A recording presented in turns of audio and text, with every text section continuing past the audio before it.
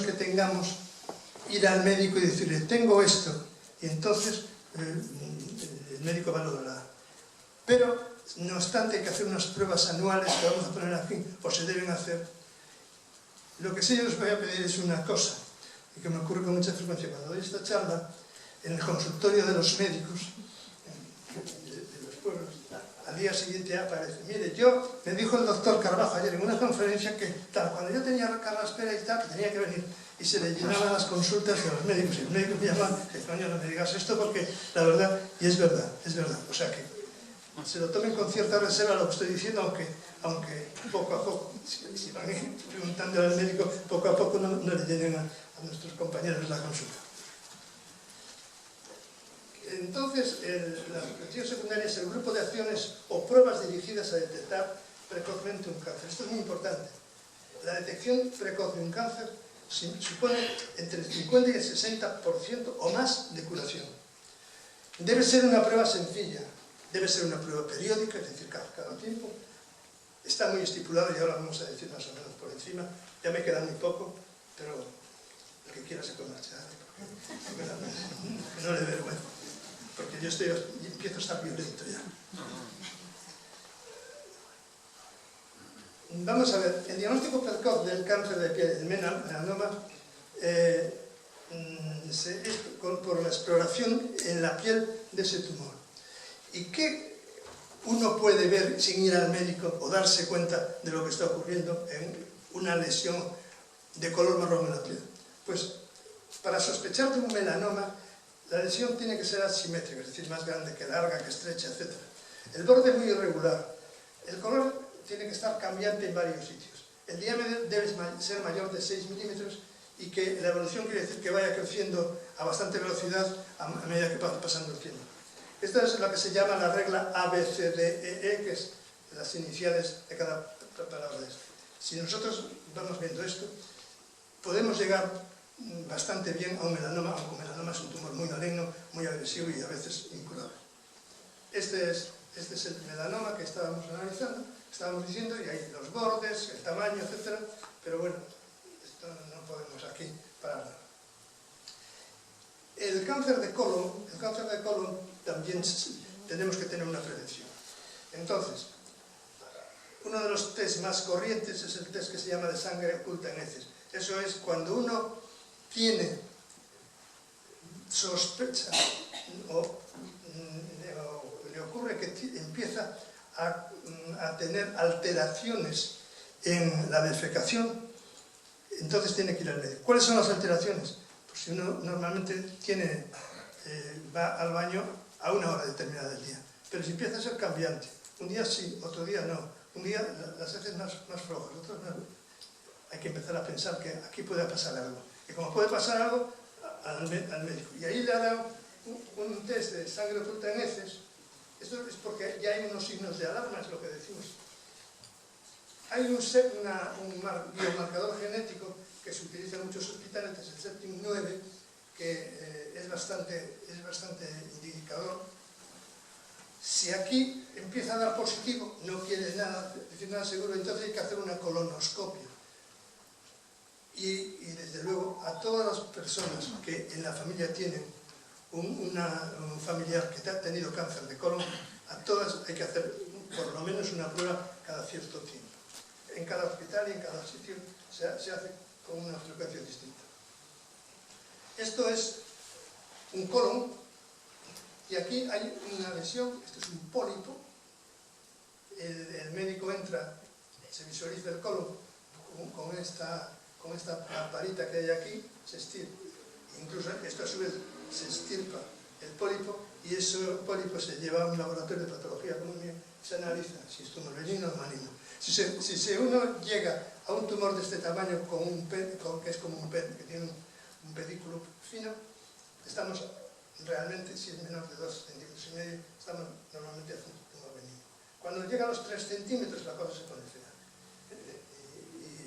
Entonces hay que tratarlo seriamente y eso son los oncólogos los que deciden. El diagnóstico del cáncer de mama, la mujer es la responsable en principio del cáncer de mama, muchas veces. ¿Por qué? porque en muchas charlas, cuando yo era presidente de la Asociación del Cáncer, que fui 14 años, dábamos charlas allí, los psicólogos que teníamos, de la obligación de autoexplorarse la mama. Allí le enseñábamos a hacerlo. Yo traigo aquí unos esquemas para ver cómo se hace, pero no los voy a pasar porque sería muy largo. Pero es muy interesante que la mujer se palpe la mama, las dos mamas, la izquierda y la derecha, y cuando note cualquier bulto o sospechoso, que se haga normalmente una mamografía. La mamografía debe ser hecha, y pongo aquí la edad, entre 50 y 60 años, pero esa no es la edad tipo.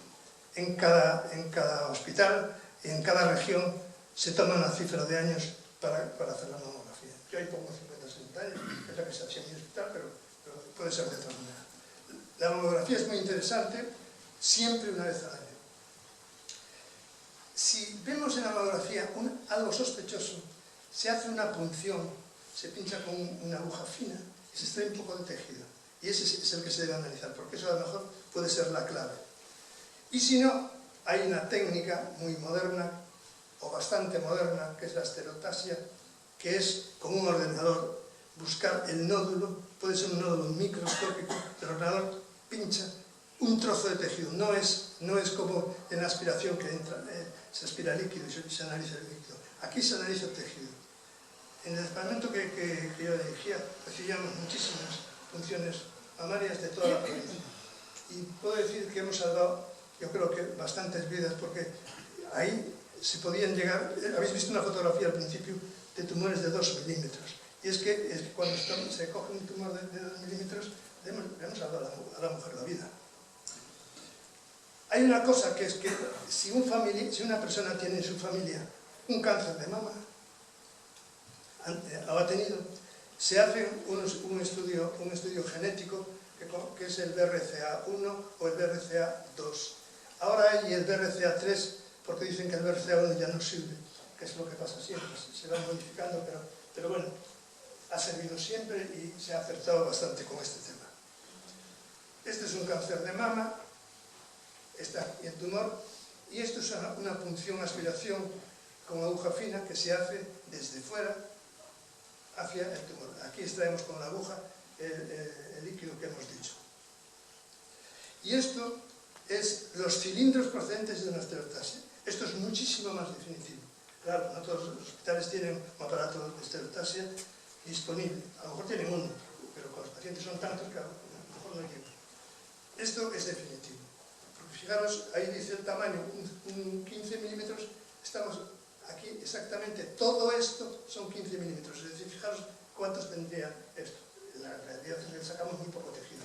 La realidad es que estamos cogiendo un tumor muy incipiente.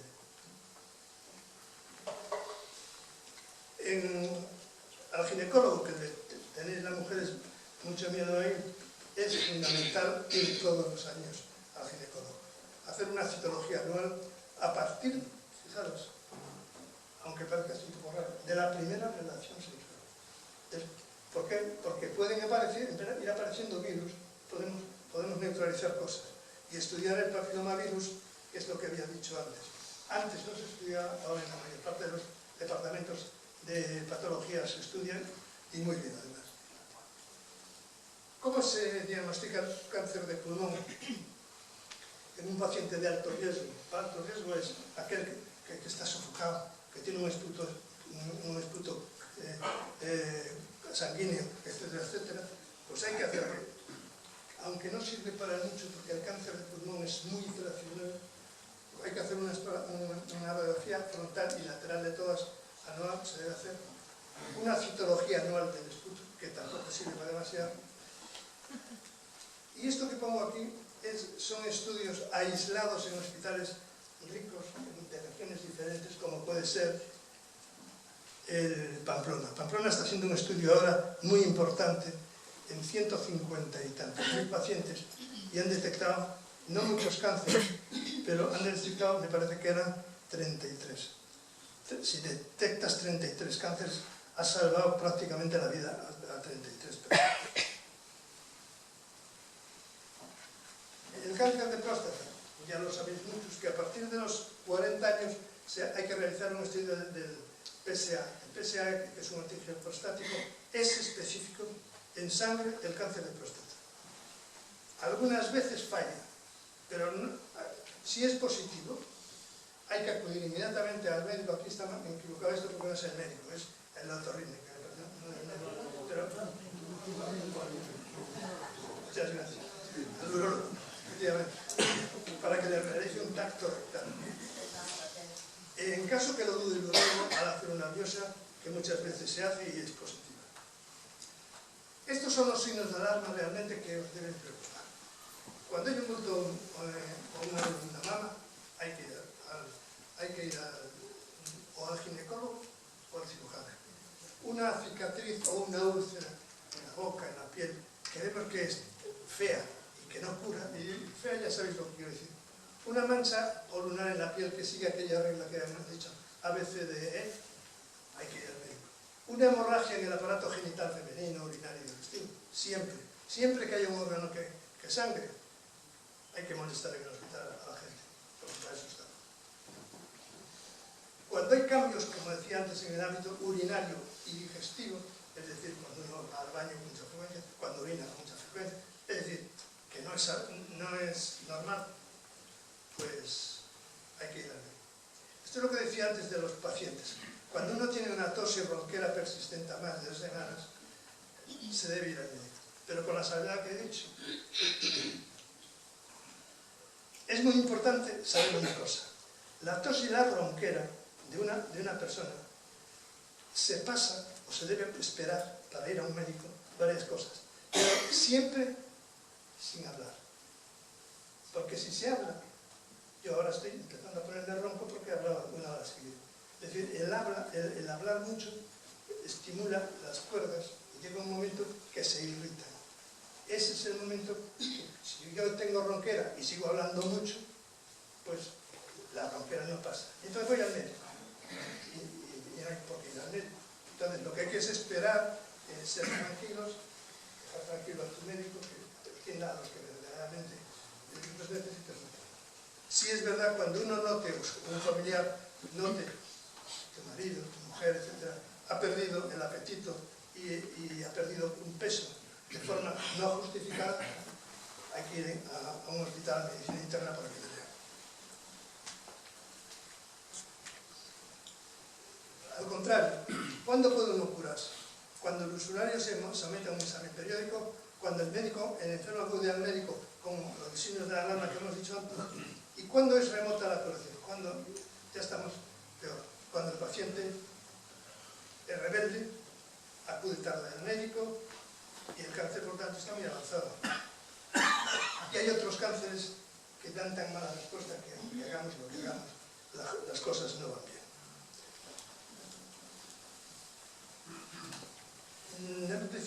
Vamos a ver 2 diapositivas más y vamos a terminar. Se diagnostican anualmente en el mundo 12 millones de pacientes de cáncer. Mueren al año 7 millones. Se calcula que en 2030 morirán 13 millones. En España están muriéndose cerca de los 60.000 hombres por cáncer y 40.000 mujeres. Esta es la mortalidad, la voy a pasar. Y para que no nos vayamos con mal rollo, vamos a decir lo siguiente. Somos un país afortunado. Y somos un país afortunado porque gozamos, o hasta hace muy poco gozábamos, de una medicina social muy importante y muy bien hecha. Eso nos ha llevado a alcanzar puestos en los países europeos muy importantes en el cáncer. En el mundo, por ejemplo, ya me he pasado nada. Nosotros somos el primer país de Europa en la curación del cáncer de estómago. Somos el segundo país en curación de cáncer de pulmón. Antes de nosotros está Francia, con un 10% más. Somos el tercer país en curación del cáncer de mama. Antes está Finlandia y Suecia. Y se curan por sexo 36 y 55% de mujeres, que no está nada mal. Pero eso es gracias, digo, a que la medicina hasta ahora ha sido como es. No sabemos si se puede llegar a privatizar algunas cosas y nos empeoran las cosas. Pero yo les aseguro que en España en los 20 últimos años ha mejorado tanto la medicina hospitalaria que de verdad podemos estar orgullosos. Y nada más. Muchísimas gracias por aguantarme.